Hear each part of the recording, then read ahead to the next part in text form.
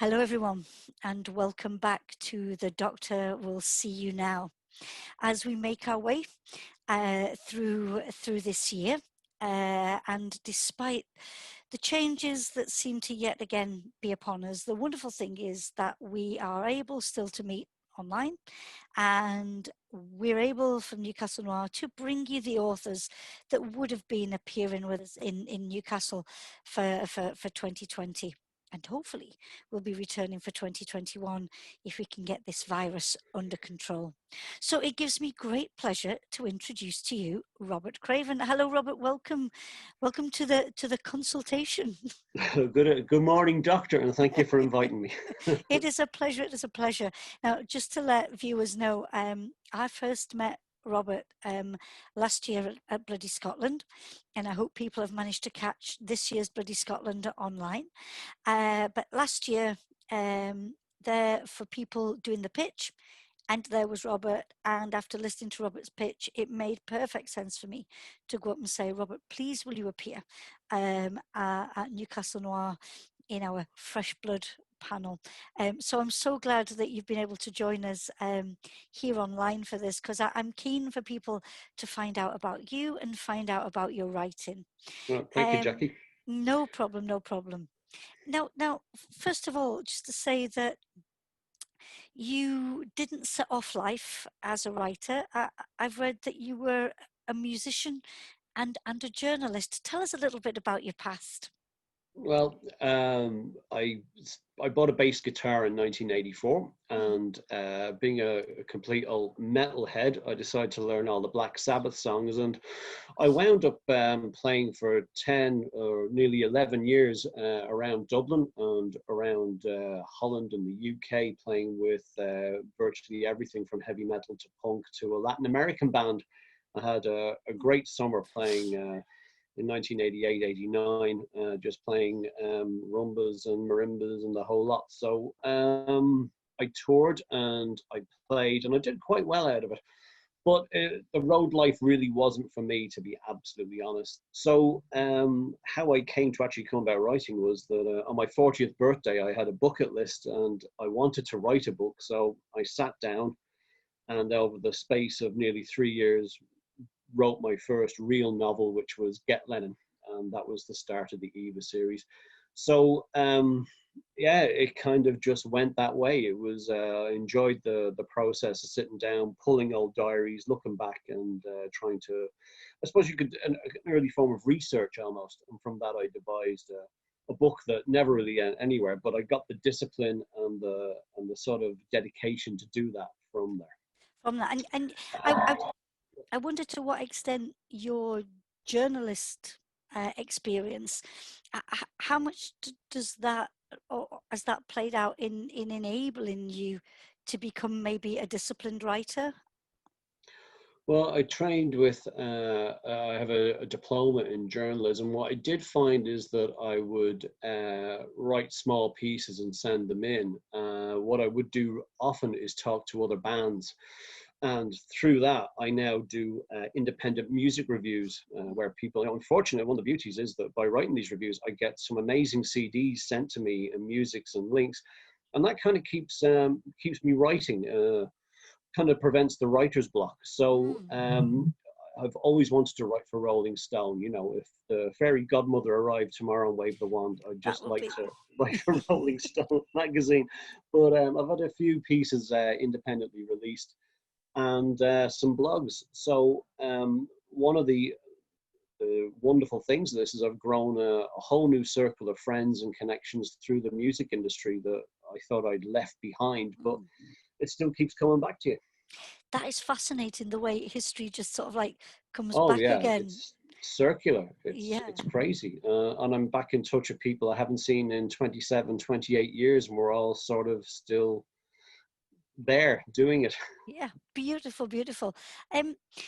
So your first piece of writing, that official writing that you submitted, it was a short horror story, was it not? Can you tell us a little bit about that experience? Sure. It was in 1992, and it was a competition run by a speculative magazine called FTL. Now, it was a small advert in a newspaper, and there was prize money involved. And I had an idea for a story, and it was to do with a friend of mine had been in a coma and had come back around, and he was saying that he had quite a few vivid dreams to the course of that coma.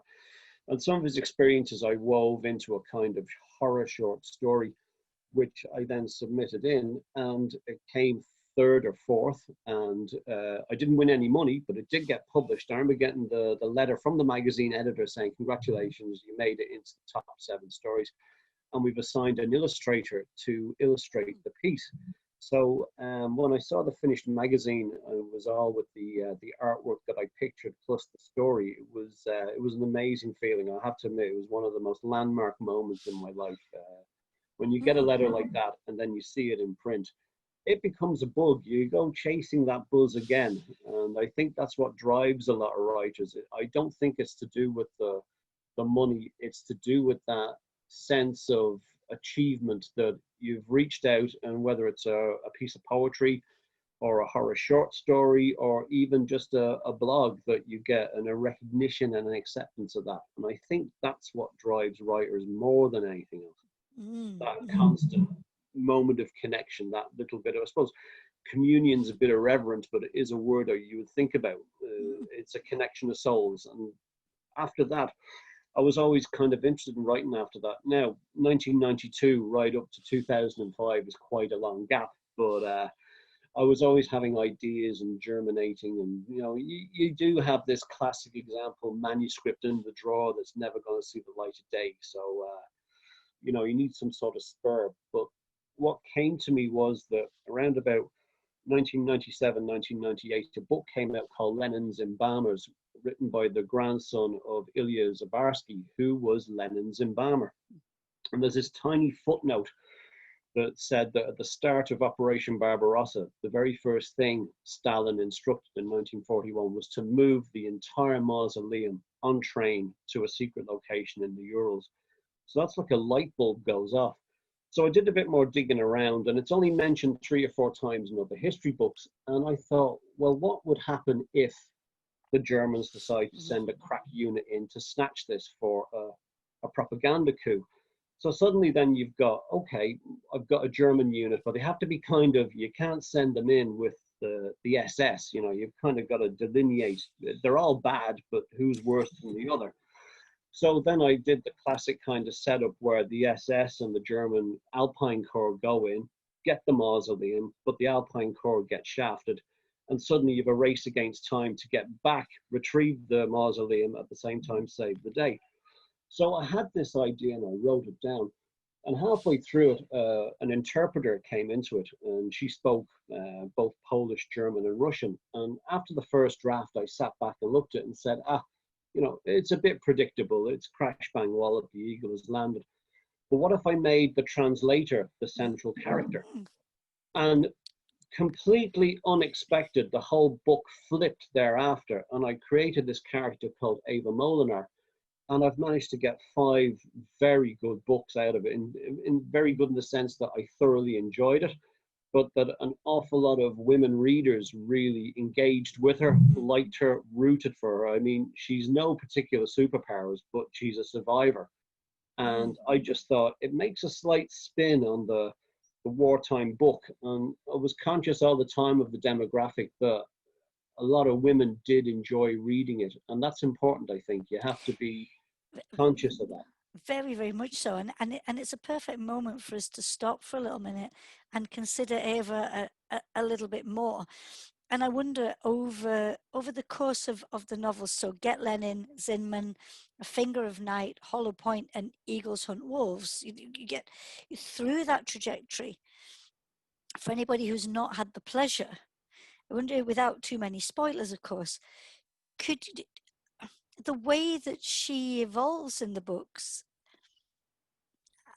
it's sort of like, I don't know, did she take you on that journey, or did you sculpt her as a character?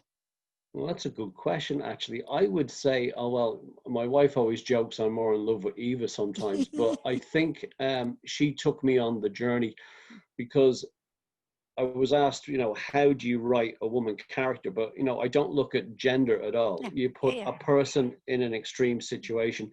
So Eva's story is that on the night of the book burnings in 1933, she witnesses her fiance being beaten to death by the Nazis. So we've dropped her straight away into a tragedy, almost from the word go. And she sets out to avenge his death by actually teaming up with a number of Russians, and then we bring in the Spanish Civil War. She travels to Spain, managed to get one of her attackers and kill him, but she comes to the attention of MI6, who then bring her in. And the background to Ava is quite fascinating because where I was working in a particular plant, there was a lot of Polish girls working there. And they were telling stories about how their grandmothers in their late teens and early 20s used to courier messages across Germany, France to the UK. And they were risking their lives, even though Germany wasn't growing into the monstrosity that it did become. These were brave girls who did it undercover. So Ava becomes a courier, comes to the attention of MI6. They are aware that she's a multilingual, but also that she's a stunning beauty and she's got an axe to grind. So she agrees to be placed within the Third Reich, and from there her adventures kind of evolve. So it's quite James Bond, essentially, this possibly beautiful woman that nobody seems to recognize as a complete stranger all the time, and yet she's able to foil them at the last minute. And that I, all the men, all the men that fall for her are idiots. So she took me on that journey. But as the journey continued, I really wanted to finish it on Hollow Point and leave it hanging there like that. So Hollow Point ends with a situation in Lyon where the team that she's been working with are dispersed, and it's just prior to D-Day. So I didn't want to put her into D-Day or do anything like that. And it was only when I went to visit Berlin in 2016 that, when you go around Berlin and the history and you see the places and you see the Brandenburg Gate, and then, we go to the eastern side, and suddenly a new idea came into my head. And I thought, well, I'd finish it on Eagles Hunt Wolves, but immediately a year after the Second World War. And I researched the state of Berlin. I mean, if you think about it, immediately after the surrender, there was no form of government, police force, or any kind of authority in Berlin for nearly 6 or 7 months.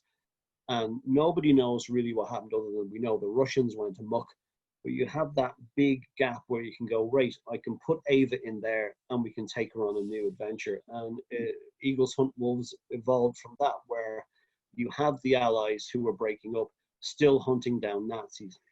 and So, I like the idea though of you going into a period of history, as you say, that there are some, but there's very few, people have written on that time period, and especially a country in chaos, a country in devastation, a perfect backdrop, to carry on exactly. these adventures. But I have a question for you as a Yeah, linguist. Okay, I think it's one of the things that thrills me about your writing.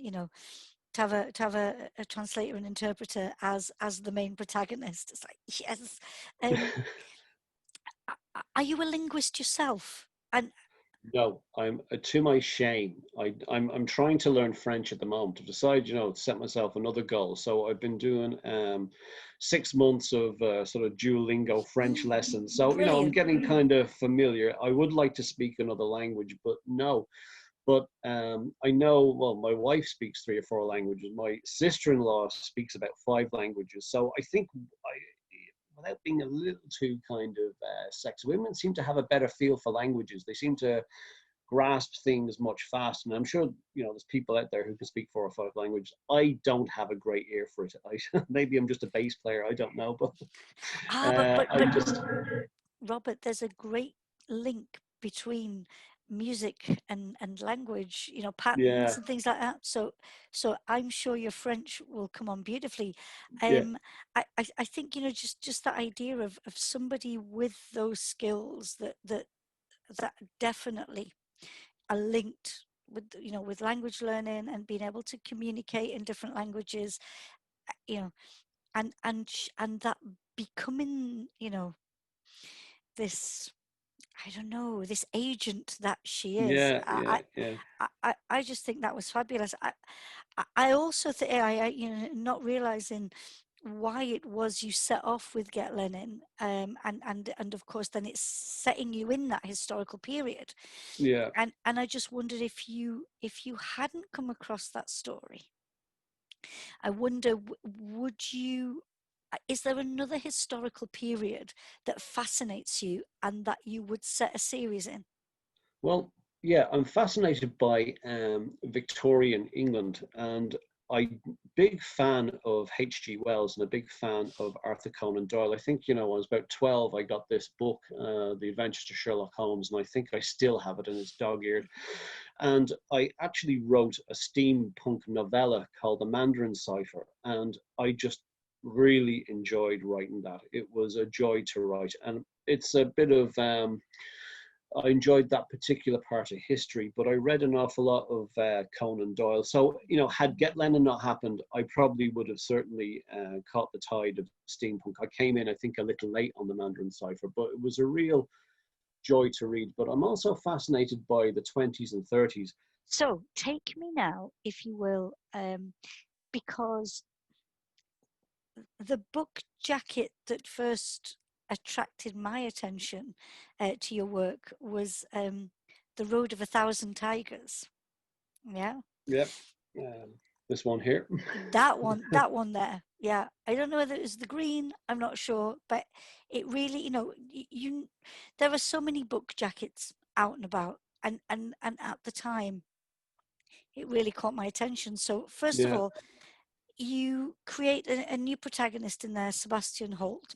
So my two questions is, tell us who Sebastian is, and is there any more coming from Sebastian? And secondly, what is this notion of the Road of a Thousand Tigers? Okay, well, Sebastian Holt started out as a kind of thing I found where the 007 universe is expanding. Apparently, they're going to be developing it the way they do with the Marvel universe. So Sebastian Holt started out life as 009 because when you do a bit of research, the most common agent, but who's only vaguely touched on in the Ian Fleming books, is 009.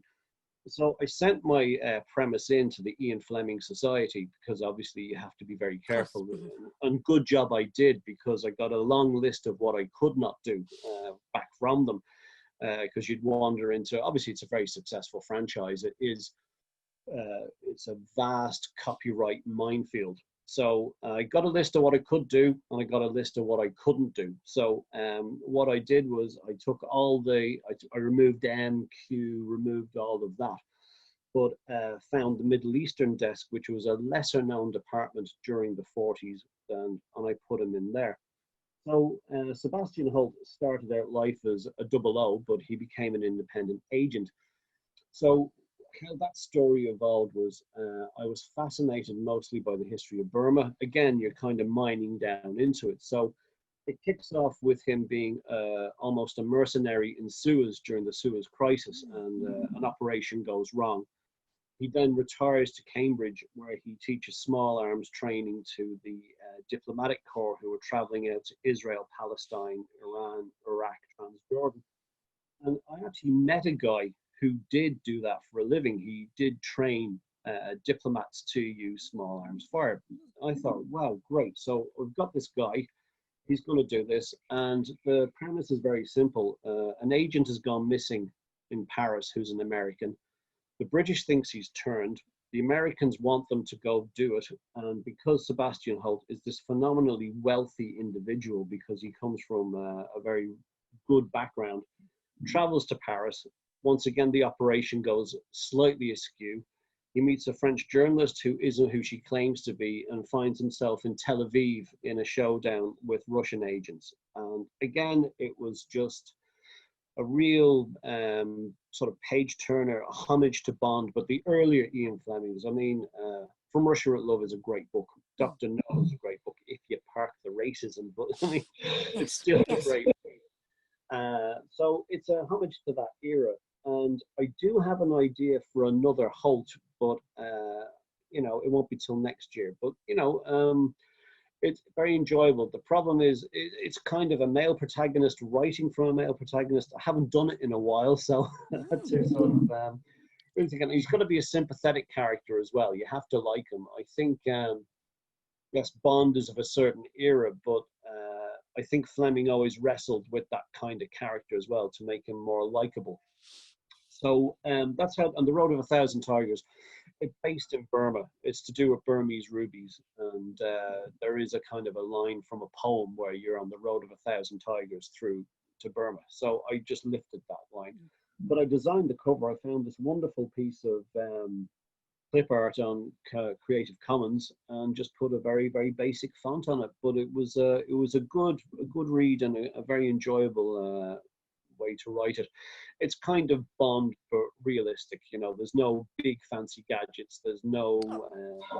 It's espionage. No, it's a page turner, and it was a good one to write. But yeah, I do have an idea for another one. He will be back. I am really, really pleased to hear that because I would like to see some more of Sebastian, but Yeah, that's yeah. So yeah. you have one keen reader here, so please do. Good. Yeah. Well, okay. But in the time that we have, and again, I'm always really sorry that these aren't longer. Yeah, sure.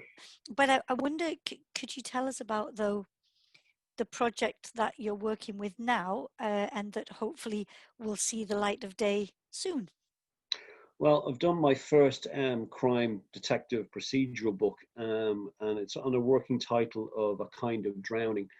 So it's because we were locked down in Dublin for nearly 3 months, so I was able to really get stuck into it and get a few pages a day out. So it's the first time I've written a detective novel, and I worked very closely with the Think Forensic people in the UK. So I've set up this premise and I sent in all the details to them. They came back to me with more feedback on what I should be saying and what I shouldn't be saying.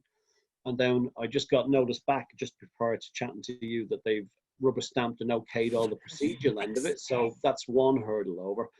And it's just basically a burned out cop goes to recover and lie low in a small seaside town in Ireland. So it's all very, they always say, write what you know. So it's all sort of based on local geography. And a tragedy happens in the town. And even though he's kind of burned out, very close to a complete nervous breakdown, something is not right about it. And he decides to fire up the synapses one more time. So I've a fully polished manuscript and I've been sending it out to agents. And I think it would definitely appeal to readers who like Val McDermid, who also like Ian Rankin.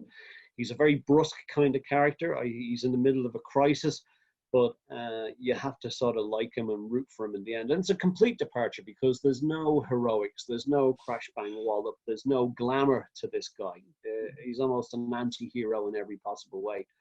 And what I'm planning to do is release that book probably independently, but you never know, agents might pick it up and have that ready for Newcastle 21, which would be the one I'd love to do.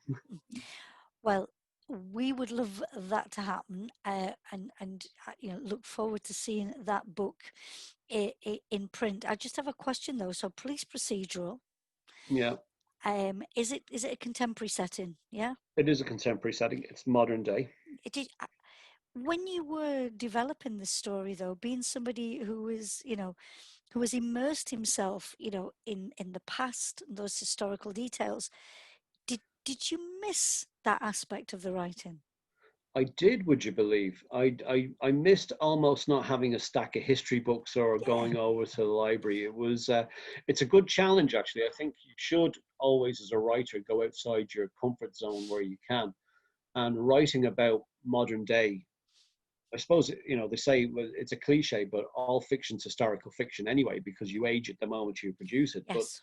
writing about modern things, and you have to be careful, almost as careful in the past about the tech. I remember being pulled up for using the wrong machine gun in 1941. And the same applies today. You have to be careful about what tech will age things. So, I kept it quite vague. He uses a smartphone rather than a type of smartphone. Yeah. Yeah. Because he's quite useless with tech, and I am a disaster when it comes to things like that. I almost look at it from my perspective. You know, he opens up a laptop, clicks a button, but you know, I don't have to go into the program or what he's looking at. So I kept it kind of general. He Googled something, but more or less, he follows almost me in the sense he goes to a library, starts pulling down books, and starts looking at local coastal charts, currents, tides. He almost avoids tech, and he slowly begins to enjoy detective work again, perhaps the way an author kind of enjoys researching background. So yeah, I did miss that side of it, but I did enjoy the kind of just, you know, writing about a guy walking down the street without looking over his shoulder for fear of being assassinated. So, you know, each book brings a different kind of challenge, but a different kind of joy. And again, I think that idea of you, I know you did with Sebastian, but that idea of, you know, of writing a male character, having main protagonist, you know, having spent so long with a main Yeah, protagonist, you know, that was female. But I loved what you said right at the start of our discussion, that a character is a character, and yeah, exactly. that gender is a by the by, because you know, you are developing a person. Exactly, a Which, character arc, and you do. But you know, when I finished Eagles Hunt Wolves, you know, there's the cover there to that. It was always going to be Eva's last adventure. I've no intention of. I always planned when I did write the books, it would begin at the start of the Second World War and end at the end of the Second World War. So you know, even a year later. And I just wanted to just leave it hanging there. You know, just everyone can then make up an Eva story they want if they want to go along, if, or yeah, yeah, if they wish to. But if I they wish do, to. Yeah, yeah, I do, you know, I do think again that there is a time for everything, and sadly sometimes things do come to a, you know, that closure, we're done. But you never know. I mean, she may return. But before we finish our yeah, conversation, I wonder though, would you do us the honors of many, you know, would be authors hope for one of those, you know, those coveted slots of pitching at Bloody Scotland. right. And I wonder, could you, you know, could you tell us what that experience was like? How did it come about, and what did it feel like at the time? Well, what happened was that I think it was January last year. Up came the perfect pitch, where you tweet up a premise and they send you onto a link, and then you get 100-word pitch. So I had the Road of a Thousand Tigers blurb ready, and I sent it in. And to be honest, I didn't even think about it till about June, when I got a message from Bob, who runs it there, saying, can you elaborate further? So I sent him in. I can remember, I think I sent in quite a detailed synopsis thereafter, and then I got a message, you're on for September.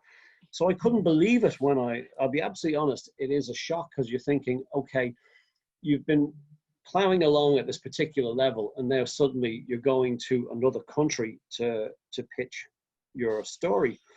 So I arrived in Scotland. I had some great friends who collected me at the airport, and we drove to Stirling, had a great chat. And then when you go in there, you get a buzz, and you get a kind of it's almost like the buzz you get backstage before you're doing a gig. You're Mm. suddenly you're on a heightened level of awareness.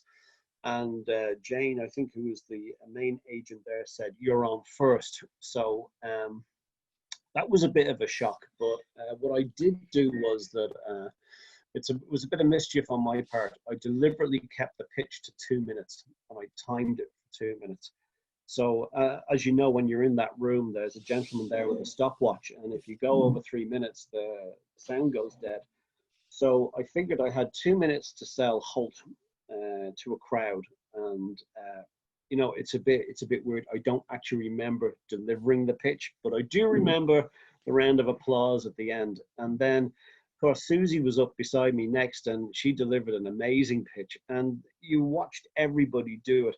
It's very hard to explain. It kind of goes from slow motion to high speed, back to slow motion again, and then you come back down. So, but it was an amazing, you know, you feel like you've got somewhere when you're going to a different country. I know Scotland is just a 20-minute flight from Dublin, but I had to take me, my work, and my story to another country and sell it to a room. So you do walk away with this incredible sense of achievement. It doesn't matter whether you get the win or not; it's the doing it. And to be one of six, it was just an honor. That's the way I look at it. I totally agree with you. I think that that sense of your work has been chosen, Exactly. you Yeah. know, and as you say, it's been chosen to travel, Yeah. and you know, to I mean, in very much pre-COVID times, so not that same online,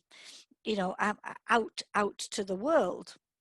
Yeah. Um, but that idea of, my work gets heard by people who probably would never have heard it, and I think Exactly. I think that's vital. But knowing Robert, I mean, the Irish Yeah. Yeah. crime fiction scene, is so rich. To be part of, you are in just incredible company there. Yeah, it's a bit of a golden era. It is, Mm, and all great women writers. I mean, the Liv Kiernan, amazing writer. Sam Blake, fabulous writer. yeah. Catherine Howard. I mean, they're three really really good writers. And again, their characters are so good. They're not just gender. You can put anybody in any of that situation. There's a lot of intelligence behind the character creations. You know, the Frankie Sheehan's and the Cat Conleys. I mean, they're really well thought out characters. So yeah, there's a very healthy Irish crime scene, and I hope it keeps going.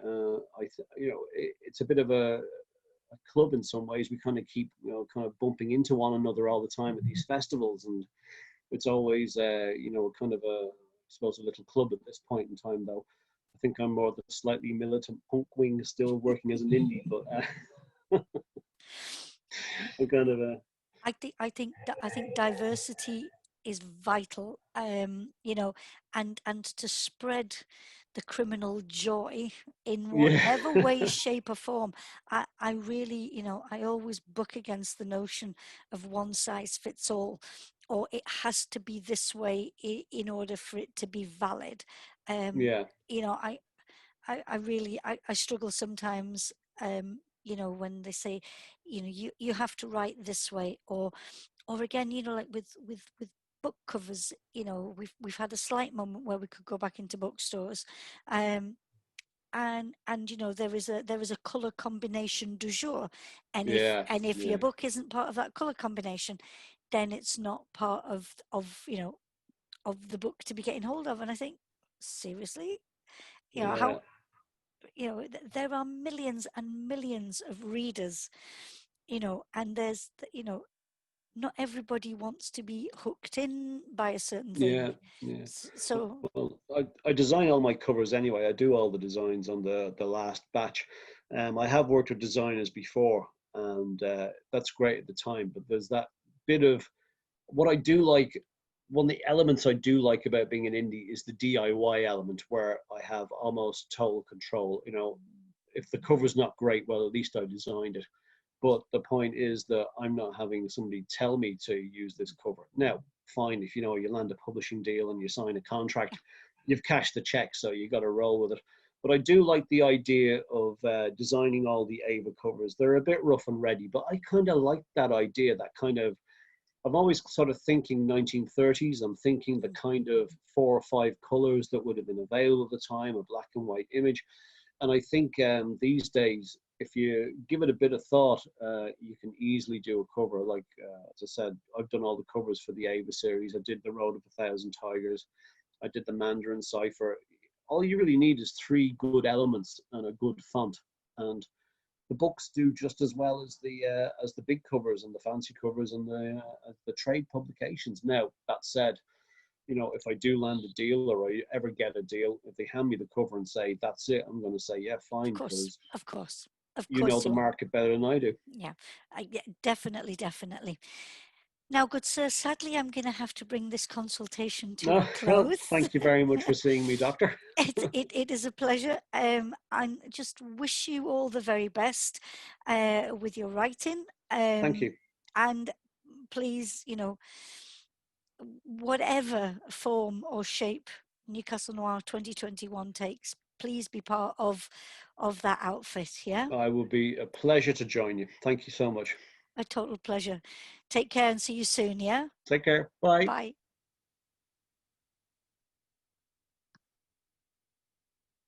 Yes.